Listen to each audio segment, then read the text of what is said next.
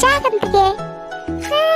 আমি চলে যাচ্ছি, কেউ আমাকে ভালোবাসে না বলেই তে ওর রুমে গেল। জাঙ্কুকের সাথে গেল। জাঙ্কুক গিয়ে দেখে তে ব্যাগ গোছাচ্ছে। তে, তুমি ব্যাগ গোছাচ্ছ কেন? আমি এই বাড়ি ছেড়ে চলে যাচ্ছি। ওহ, তাহলে তো ভালোই। এবার চলো আমরা আমাদের বাড়িতে ফিরে যাই। ব্যাগটা মাছের রাস্তাতে পাবে কি করে? আমি তোর বাড়িতে যাব। তাহলে তুমি কোথায় যাচ্ছ? আমি আমার বাপের বাড়ি যাচ্ছি। বাপের বাড়ি? তুমি তো তোমার বাপের বাড়িতেই আছো। টের রুমের চারপাশটা ভালো করে ঘুরে দেখলো। হ্যাঁ, তাই তো। আমি তো আমার বাবার বাড়িতেই আছি। তাহলে মনে হয় আমি উড়ে উড়ে এখানে চলে এসেছি। কি? বেটা লাভি, তুই এখানে কি করছিস? বের বলছি। ঠিক আছে। জাঙ্কুক বেরিয়ে গেল। একটু পর জাঙ্কুক 2 গ্লাস শরবত নিয়ে তের রুমে ঢুকলো। বেটা বড় খরগোশটি, আবার এসেছিস? চলেই তো যাচ্ছি। যাওয়ার আগে তোমার সাথে শরবত খেয়ে 10 মিনিট কাটাতে চাই। ঠিক আছে, দিন। তের শরবত খাওয়ার পর তের মাথা ঘুরতে লাগলো। তারপর কিছু মনে নেই। তে যখন চোখ খুললো, ও নিজেকে গাড়িতে আবিষ্কার করলো। গাড়িতে ও একা বসে। গাড়িটা সে নদীর কিনারে দাঁড় করানো, যেখানে ও জাঙ্কুকের সাথে এসেছিল। তে তাড়াতাড়ি গাড়ি থেকে নেমে গেল। ইমা, আমি এখানে কি করে এলাম? কাউকে তো দেখছিও না আশেপাশে। আরে, ওখানে ওটা কে দাঁড়িয়ে আছে? মিত্র তালগাছের অ্যানাকোন্ডা না? যাই গিয়ে দেখি। জাঙ্কুক শার্টের পকেটে হাত দিয়ে নদীর ধারের একটা গাছে হেলান দিয়ে দাঁড়িয়ে আছে। ওই ওই বাচ্চাটা অ্যানাকোন্ডা। কি হলো তে বেবি, ঘুম ভাঙলো তোমার? আমরা এখানে কি করছি? আমি তো বাসায় ছিলাম। তারপর আপনি শরবত দিলেন। তারপর মনে করতে পারছি না। তারপর তুমি অজ্ঞান হয়ে গেলে। তারপর আমি তোমাকে কোলে করে গাড়িতে এনে এখানে নিয়ে এসেছি। কিন্তু আমার কিছু মনে পড়ছে না কেন? তোমার শরবতে আমি আবুকে বলে ঘুমের ওষুধ মিশিয়ে দিতে বলেছিলাম, তাই তোমার কিছু মনে নেই। বেটা খোপিস লুলু পিপের লুঙ্গি বেচা, তুই আমার শরবতে ওষুধ মিশিয়েছিস কেন বল? কি করব বলো? আমার দুষ্টু পিচ্চি বউ যে আমার সাথে আসতে চাইছিল না, এই জন্য আমার দুষ্টু বউকে কাছে পেতে একটু দুষ্টুমি আমিও করলাম। বেটা রিমোট কন্ট্রোল অ্যানাকোন্ডা, তোকে তো আমি। তে হঠাৎ থেমে গেল। কি হলো, থামলে কেন? বিশ্বাস করুন, আমি কোনোদিন আপনাকে অ্যানাকোন্ডা কমবো না। না, অবশ্যই বলবে। আমি আর কোনোদিন আপনাকে লুঙ্গি পেশাও কমবো না। আর খোপিস কুরুস কাটানোতে দূরে থাকলো। কেন, আবার কি হয়েছে? দেখুন, আমি আর কোনোদিন আপনাকে এসব কমবো না। প্লিজ আমাকে মারবেন না। আসলে তে ভেবেছে তে তো জাঙ্কুককে শুধু কথা শোনায়, এই জন্য জাঙ্কুক বোধহয় ওকে নদীতে ডুবিয়ে মারতে চাইছে। আমি তোমাকে মারতে যাব কেন? আমি বুঝেছি, আমি আপনাকে অনেক জ্বালাই, এই জন্য আপনি আমাকে নদীতে ডুবিয়ে মারবেন। হোয়াট? প্লিজ আমাকে মারবেন না। আমি যে আমার নাতনির মুখই দেখতে পেলাম না এখনো। জাঙ্কুক থেকে এক টান দিয়ে নিজের কাছে নিয়ে আসলো। তের চোখের পানি মুছে দিয়ে তের চোখের পাতায় চুমু দিল। তে তো পুরো ফ্রিজ হয়ে যাচ্ছে জাঙ্কুকের কাছে। তোমাকে আমি কিভাবে মারবো বলো? তার আগে যে আমি নিজেই মরে যাব। তে বেবি। জাঙ্কুক তের সামনে হাঁটু কেড়ে বসলো। ওর হাতে থাকা নদী থেকে তোলা শাওলা ফুল তের সামনে ধরলো। আমি জানি আমি অন্যদের মতো নই। তোমাকে লাল গোলাপ দিয়ে প্রপোজ করে অন্য সবার সাথে আমার ভালোবাসাটা মিশে ফেলতে চাই না। এই জন্য আমি শাওলা ফুলের সাথে সাজাতে চাই আমাদের ভালোবাসা।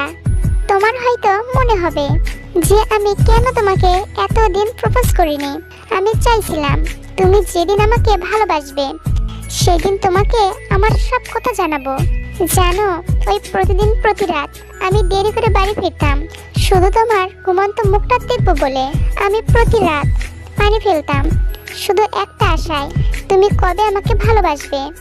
আই লাভ ইউ তে, I love you so much. আমি তোমাকে অনেক অনেক ভালোবাসি।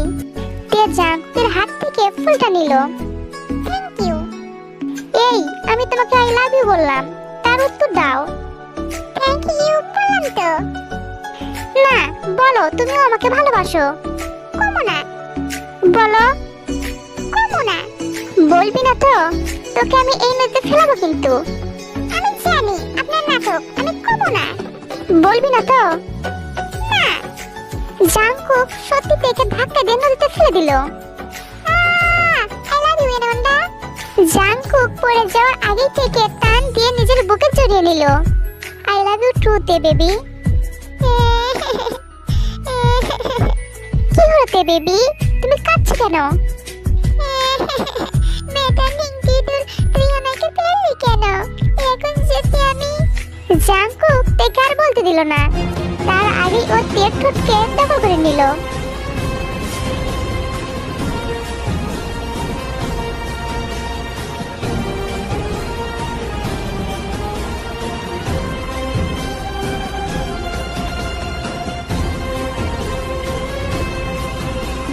একটানা 15 মিনিট পর তেও হাঁপাচ্ছে, জাংকুকও। বেটা লুচি এনাটা খপিস, আমার ইজ্জত লুটে দিল গো। তে বেবি, আমি তোমার স্বামী, এসব কেউ বলে? রাগাতের স্বামী আমার ইজ্জতের এচের বানিয়ে দিল। আমি আমার নাতি নাতিকে কিভাবে মুখ দেখাবো গো? ওহ তে বেবি, এইগুলো না করলে নাতি নাতি কিভাবে আসবে বলো? লুচি কোথাকার। তে লজ্জায় জাংকুকের বুকে মুখ লুকালো। তারপর জাংকুক তেকে নিয়ে বাড়ি ফিরলো। বাড়িতে তেকে দেখে সবাই খুশি। রাতের বেলা তে জিমিনের সাথে গিয়ে গল্প করছে। হঠাৎ জাংকুক রুমে এসে জিমিনের হাতে একটা প্যাকেট দিল এবং কিছু ইশারা করলো। তারপর জাংকুক চলে গেল। ভাবি চলো তোমাকে সাজাবো। কেন? চলোই না। জিমিন থেকে সাজিয়ে দিল। গোলাপি রঙের শাড়ি, সাথে গোল্ডেন জুয়েলারি, সাথে হালকা সাজ, দেখে পুরো অপসই লাগছে। জিমিন থেকে জাংকুকের রুমে দিয়ে এলো। রুমে ঢুকে দেখে পুরো রুম অন্ধকার। মিস্টার অ্যানাকোন্ডা, কোথায় আপনি? রুম অন্ধকারে কেন? প্লিজ বেরিয়ে আসুন, আমার ভয় করছে। হঠাৎ দরজা নক করার আওয়াজ হলো এবং তেকে কেউ পেছন থেকে জড়িয়ে ধরলো। বলতে গিয়ে পুরো রুমের লাইট জ্বলে উঠলো। তে দেখে পুরো রুম ফুল দিয়ে সাজানো।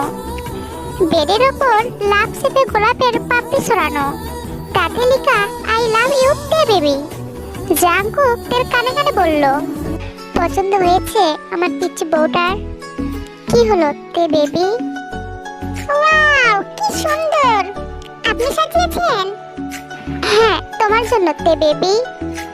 কিন্তু কেন? বাসর করব তাই।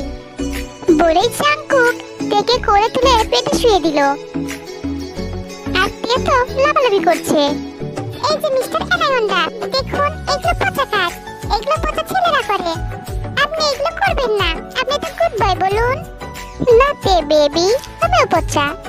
দেখুন অ্যানাকোন্ডা, আমি কিন্তু কান্না করব। কান্না করো? দেখুন আমি কিন্তু সত্যি সত্যি কান্না করব। আমি কি বলেছি তুমি মিথ্যে মিথ্যে কান্না করো? দেখুন আমি কিন্তু। জাংকুক আর তেকে বলতে দিল না, তার আগেই জাংকুক তের ঠোঁট জোড়া দখল করে নিল। পাক্কা 20 মিনিট জাংকুক তের ঠোঁটে সাফলি কিস করে।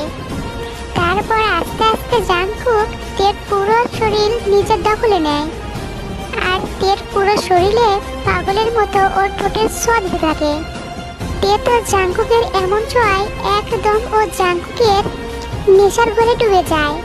ও শক্ত করে জাংকুকের মাথার চুল ওর হাত দিয়ে খামচে ধরে, নিজের সবকিছু বিলিয়ে দেয় জাংকুকের কাছে। এতে জাংকুক আরো উন্মত্ত হয়ে যায়।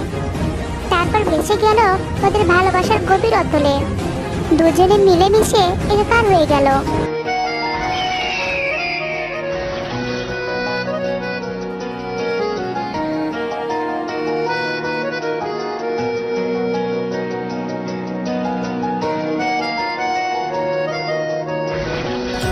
এইভাবেই পূর্ণতা পেল তে আর জাংকুকের ভালোবাসা।